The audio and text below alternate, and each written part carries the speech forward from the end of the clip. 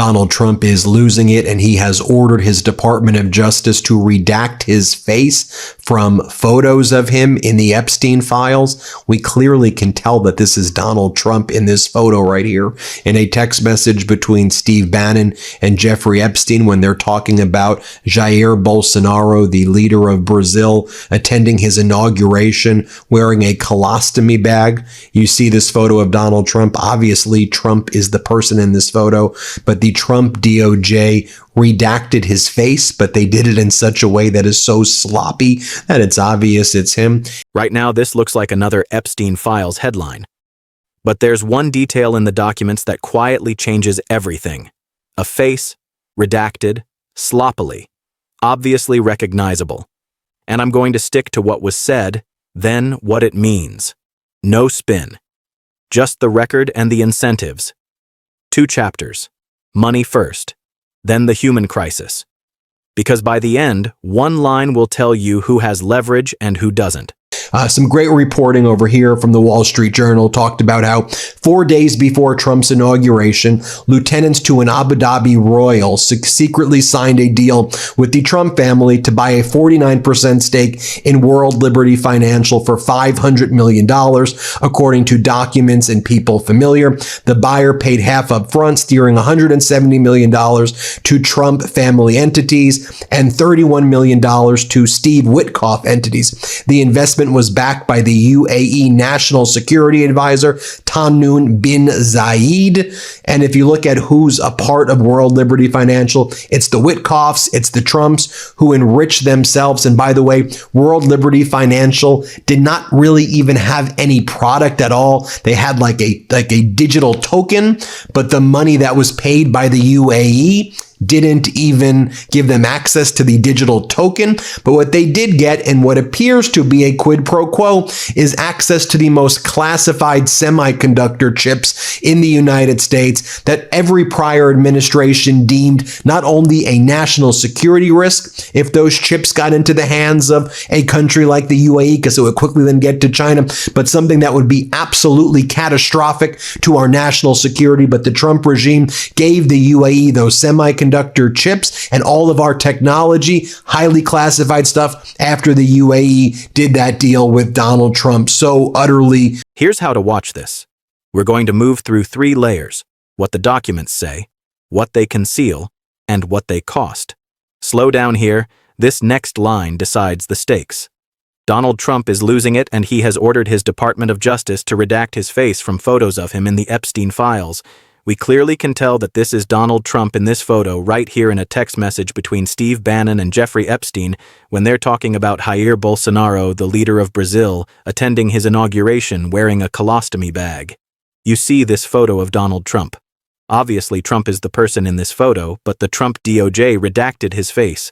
But they did it in such a way that is so sloppy that it's obvious it's him. That sounds technical, but it's a confession, not a cover-up. Because when the redaction itself becomes the evidence, you've lost control of the narrative. In 30 seconds, listen for one number. It's the gap between what they released and what they're hiding. One step at a time. And we know that the Epstein files that were produced on Friday, while it includes a ton of bombshells, is only a partial production. The Department of Justice released 3 million documents. But we believe there's at least 3 million more documents that have not been released, by the way, by the Department of Justice's own admission. But what they don't say is that could actually total about 50 million pages if those documents include multiple pages, as we've seen before. That's not disclosure, that's strategic withholding. 3 million out, 3 million held back, and maybe 50 million pages buried in the fine print. Next, watch what happens when world leaders start resigning, quickly. So, there is a massive cover-up still taking place, and we believe the most devastating documents have not been produced yet. But wow, some of the documents produced are devastating. They're toppling world leaders who are referenced in the Epstein files. That's the part people feel, not just read. Resignations, ambassadors, prime ministers. This isn't abstract. It's career-ending. In 20 seconds, listen for one phrase. It's about who Trump's cabal thinks is vindicated. Who is claiming vindication, really? But the Trump cabal continues to claim they're vindicated, despite the fact that Donald Trump is referenced over 5,000 times in the Epstein files that were produced on Friday in some of the most disgusting, grotesque, and vile ways imaginable. And I've been covering it here on the Midas. Go back and watch those videos because the things it says about Donald Trump are disgusting. What does 5,000 references signal? Not a casual acquaintance. Not a one-time party guest. 5,000 entries. Where are the global shockwaves landing? But you have Lord Mandelson from the United Kingdom, who used to be the UK ambassador to the United States. He resigned as the ambassador to the United States when the Epstein estate released photos and documents that included him a few months back. He's now fully resigning from the Labour Party over the Epstein files' latest tranche produced by the DOJ on Friday because he's referenced in some really grotesque ways. There's photos of him in his underwear. It's gross. When does gross become an understatement? Also, you have Slovakia's Prime Minister's National Security Advisor resigning over Epstein links. There's multiple communications there talking about girls. Why does this matter beyond scandal? Because these aren't tabloid figures. They're current officials.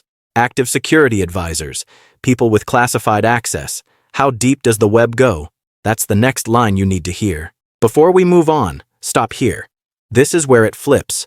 And one of the revelations as well is the amount of communications Epstein's claimed that he was having with Vladimir Putin.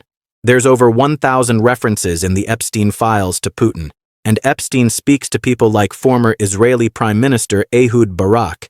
He speaks with the former Prime Minister of Norway. He speaks to leaders in the United Arab Emirates and others about having meetings with Putin and conveying and shuffling information back and forth with Putin. Wait, compare that to what we're told about Epstein: financier, socialite, predator. Now add intermediary, information broker, Putin liaison. Next, one phrase from British intelligence. It reframes everything. Here's the key. Such that you had a Daily Mail and Telegraph report over the weekend say that Epstein's sex empire was entirely a KGB honey trap. That sounds like conspiracy theory language. But when the Telegraph and Daily Mail, mainstream British press, use the phrase KGB honey trap, that's institutional vocabulary. Not fringe, not speculation. In 1 minute, listen for an email. May 22nd, 2013. Epstein to a Prime Minister. One sentence changes the power dynamic. Slow down here. I'll just read for you this email right now dated May 22nd, 2013. It's an email from Jeffrey Epstein to Ehud Barak, the former Prime Minister of Israel. And Epstein says Putin asked that I meet with him in St. Petersburg, the same time as his economic conference. I told him no. If he wants to meet, he will need to set aside real time and privacy. Let's see what happens. Look at the tone. I told him no. Not I declined. Not we're coordinating schedules. I told him no. That suggests leverage. That suggests Epstein believed he had something Putin needed. And when you shuttle information between a Prime Minister of Israel, leaders in the UAE, and the Kremlin, you're not a socialite. You're an asset. The question isn't whether Epstein was a predator.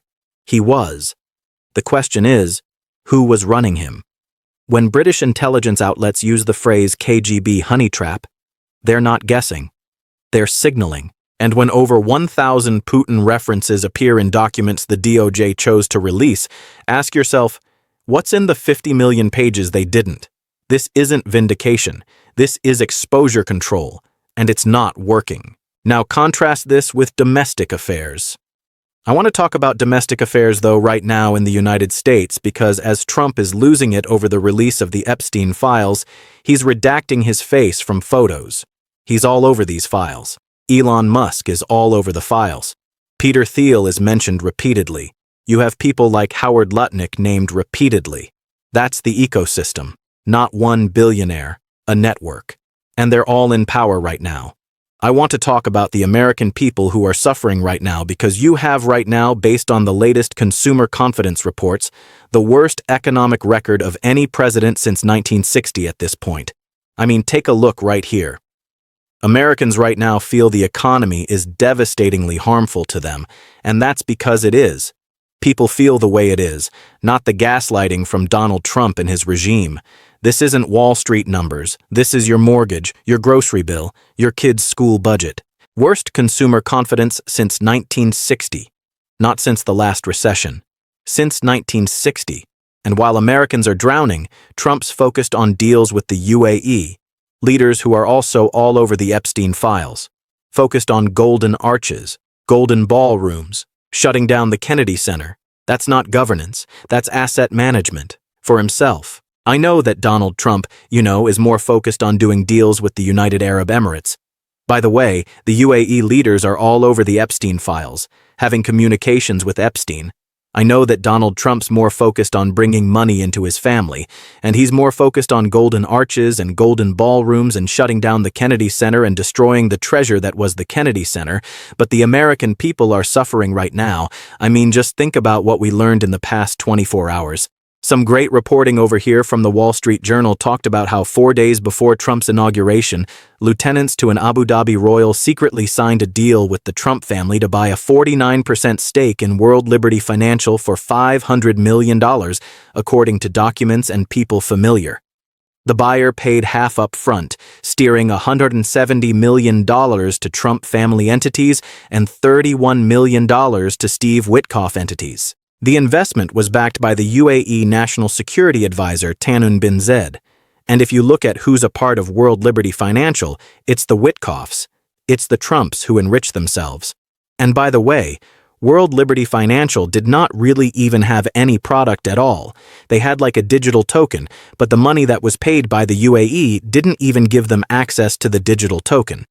But what they did get, and what appears to be a quid pro quo, is access to the most classified semiconductor chips in the United States that every prior administration deemed not only a national security risk if those chips got into the hands of a country like the UAE, because it would quickly then get to China, but something that would be absolutely catastrophic to our national security. But the Trump regime gave the UAE those semiconductor chips and all of our technology, highly classified stuff, after the UAE did that deal with Donald Trump. So utterly pathetic.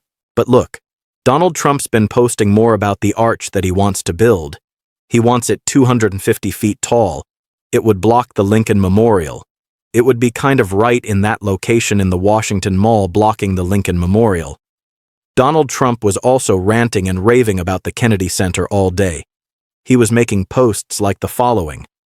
The former leadership of the Kennedy Center created a broken budget and failed this great institution. $100 million operating deficits, $26 million bottom-line deficits. Under Donald Trump, we have a balanced budget of the Kennedy Center. And Donald Trump writes, people don't realize the Trump Kennedy Center suffered massive deficits for many years. And like everything else, I merely came in to save it. If possible, make it far better than ever before. President Donald J. Trump. So that's what he reposted earlier in the day. That was a message that he also wrote on January 26th. So Donald, how are you making it better? What are you doing to improve the Kennedy Center? Oh, on Sunday, Donald Trump announces that he's shutting it down. In this post right here, where he rants and raves like a lunatic, he said that in order to bring the Kennedy Center to its maximum grandeur, which he unlawfully calls the Trump Kennedy Center when there's no congressional approval for that, it's a memorial for former President Kennedy, and Trump plastered his name on it. But Trump says to improve its grandeur, Donald Trump says he's shutting it down for 2 years, and maybe he'll open it up sometime in the future. But what the reality is that all the staff from the Kennedy Center are resigning. Its executives are resigning. Trump got rid of the prior board, brought in a new board that's been absolutely horrible. All of the performers and musical acts started canceling their shows. People weren't showing up. It was empty and embarrassing. And so the Trump regime had to shut it down because it was becoming such an embarrassment. I want to fact-check, though, what Donald Trump says that the Kennedy Center was a failure before, or that it wasn't turning a profit. It's a non-profit. The Kennedy Center is a non-profit, so inherently it's not supposed to. It doesn't need to make a profit. But it did have net income. Its revenue in 2024 was $266 million, and its revenue was $306 million. Its expenses were $266 million. So it had a net operating income of $40 million.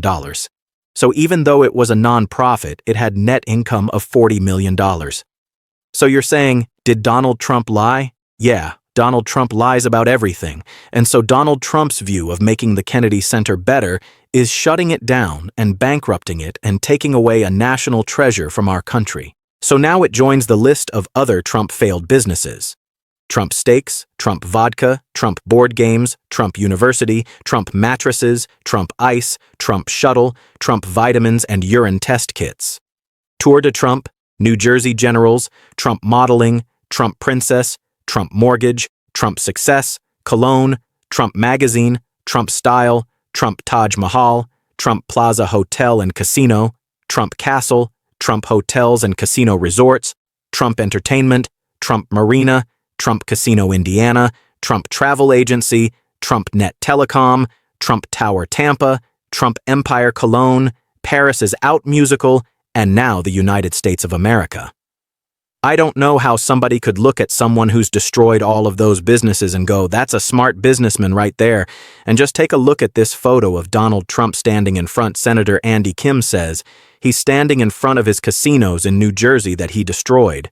And Andy Kim goes, we here in New Jersey, he's the United States Senator from New Jersey. We here in New Jersey know Trump's track record of crash and burn property management. We can't let him do this to the Kennedy Center, what he did to Atlantic City. And that's precisely what he's doing at the Kennedy Center and to our country right now and to our alliances. You had Kevin Hassett, Donald Trump's national economic advisor. He was doing the weekend shows and he kept on talking about we're reordering the world order. Listen to what he said. And don't forget that when we were here in the spring of last year, everybody was saying that we're going to cause a global recession and so on. And President Trump just went really into the mouth of the beast. He went to Davos and he said, hey, not only is the U.S. booming with our growth north of 5%, but you guys are booming too. Because when the U.S. booms, the world booms. And so we are reordering the world order. And it's going to end up being great for everybody now. Yeah. You are reordering the world order where America is the weakest right now. We've seen the European Union enter into what they refer to as the mother of all trade deals with India. You have China and Canada entering into a massive trade deal. And Trump's like, if they do that deal, Canada's going to lose ice hockey right now. Okay? You have Canada making deals with Europe. You have Europe making deals with South America.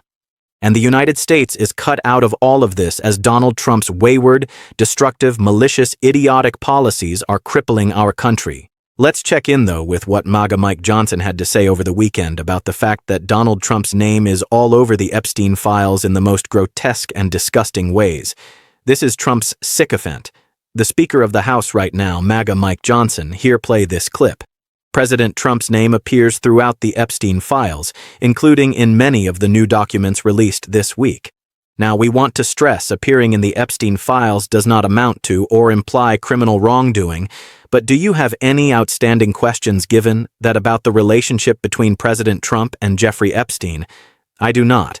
I mean, I've spoken to the president about this privately and personally many times, and he's spoken very candidly and openly to the public. He says the same things privately that he does publicly. He's never had any concern about that. Remember, President Trump was one of the first people that called Epstein out. He kicked him out of Mar-a-Lago off the property because he heard of some of the nefarious things he was engaged in. He's never had any concern about that at all. He did at one point call these files a Democratic hoax. But let me ask you about something. Well, what he said specifically was the hoax of the Democrats trying to turn this into a political issue and use it against him. And let's check in right now with Fox reporter Gaines. Let's see what she has to say about the state of our country. Here, play this clip. Yeah, I believe that words like compassion and empathy and inclusion and love, they've been weaponized against us, especially us as women. Now, coming up. Yeah. She goes, words like compassion, empathy, and inclusion have been weaponized against us. What the hell are these people talking about? And then you have Donald Trump's former criminal defense attorney, who's now the number 2 at the DOJ, Todd Blanche. He's been all over the press as Pam Bondi. Donald Trump's attorney general is too scared to show up in public right now. And you have Todd Blanche saying that when Donald Trump puts social media posts, those don't represent his priorities. Here, play this clip. Well, you just actually made my point right there. You said it's the president's priorities.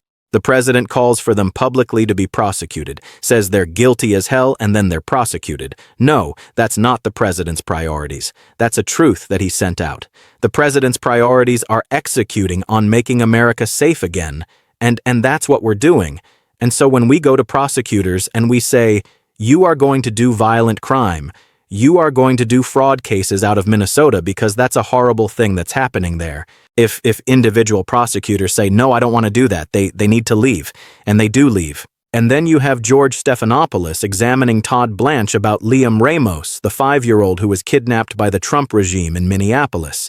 And take a look at this exchange. Let's play this clip. I should say, to clarify, the lawyer for Liam Ramos and his father say they were following a legal process for asylum. I mean, I don't know what that means. They were following legal process. So they applied for asylum because the judge disagreed with us that, they applied for asylum and they were going through the legal process. Well, that's not true. That is not true.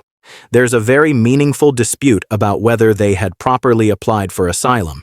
And again, I cannot get into the specifics of this litigation, but you can read the same briefs I can. And what you just said is not true. Okay, that's what his lawyer says. So I'm sure they'll have a response to that as well. I also want to ask, and as our friend Lee McGowan says, apparently Todd Blanche has attended the Mike Johnson I haven't seen it, and I don't know what word means, what words mean, school of lies. Now MAGA Mike Johnson is also panicking as he's looking at the midterms where it looks like he's going to lose his job. We've been covering this a lot on the Midas Touch Network. There was that special election over the weekend in Texas State Senate District Number 9, where a Democrat overperformed by plus 31 points, flipping a plus 17 Trump district to go plus 14 for Taylor Revis. Big victory right there over the MAGA Republican candidate who was endorsed by Donald Trump. I'm going to do a whole other video this morning about Donald Trump panicking over that loss in Texas State Senate District 9 and how Texas is turning blue and how that was fueled by independents and Republicans voting for the Democratic candidate. Even Florida MAGA Governor Ron DeSantis posted on social media that what happened in Texas is a major warning sign, major red alert for MAGA Republicans heading into the midterms. So watch the next move. Just think about what we learned in the past 24 hours. Some great reporting over here from the Wall Street Journal talked about how 4 days before Trump's inauguration, lieutenants to an Abu Dhabi royal secretly signed a deal with the Trump family to buy a 49% stake in World Liberty Financial for $500 million according to documents and people familiar. The buyer paid half up front, steering $170 million to Trump family entities and $31 million to Steve Witkoff entities, 4 days before inauguration. $500 million deal. UAE royal family. And then, classified semiconductor chips handed over. Chips every prior administration deemed catastrophic to national security if transferred. Here's what to watch. Not the next Trump post. Not the next rally. Watch who gets access. Watch what gets transferred. Watch the next $500 million. And here's the question. What's in the 50 million pages they didn't release? And who has the most to lose? Drop your answer below. One detail. One name. One document you think they're hiding.